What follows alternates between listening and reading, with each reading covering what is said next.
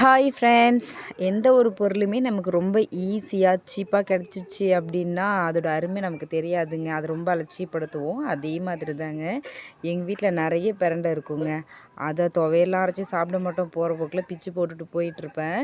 ஆனால் இப்போது மேரேஜ்க்கு அப்புறம், அதுவும் ஆஃப்டர் டெலிவரிக்கு அப்புறம் கை வலி, கால் வலி, இடுப்பு வலின்னு வர ஆரம்பிச்சதுக்கப்புறம் தாங்க பிரண்டையை தேடி டெய்லி பார்த்திங்க அப்படின்னா துவையல் அரைச்சி சாப்பிட்றது, சட்னி வச்சு சாப்பிட்றதுன்னு அதை நானே சாப்பிட ஆரம்பிச்சிருக்கேன். குழந்தைங்களுக்கும் கொடுக்கலாம். எலும்புக்கு ரொம்பவுமே நல்லது. ஜீரண கோளாறு எல்லாத்தையுமே சரி பண்ணும். அது மட்டும் இல்லைங்க, இப்போது பார்த்தீங்க அப்படின்னா வெயில் சீசன் ஆச்சா, அதனால் வடகம் போட்டு காய வச்சாச்சு. இந்த வடகம் பொரித்து சாப்பிட்றதுக்கு முன்னாடி இந்த காஞ்சிட்ருக்கப்போ எடுத்து சாப்பிடுவோம் இல்லையா, அதோட டேஸ்ட்டே வேறு லெவலில் இருக்குங்க. இன்றைக்கி அப்படி தான் ரசம் வச்சு கீரை கூட்டு பண்ணி கொத்தரை வத்தலும் புளி மிளகாயும் வறுத்தாச்சுங்க. சிம்பிளாக முடிச்சாச்சு. இந்த வீடியோ பிடிச்சிருந்தா லைக் பண்ணுங்கள், மறக்காமல் சப்ஸ்கிரைப் பண்ணுங்கள். பாய்.